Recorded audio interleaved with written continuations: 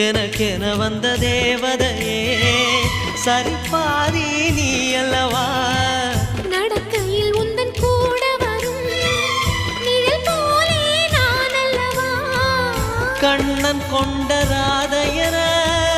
ராமன் கொண்ட சீதையர மடி சேர்ந்த பூரதமே மனதில் வீசும் மாருதமே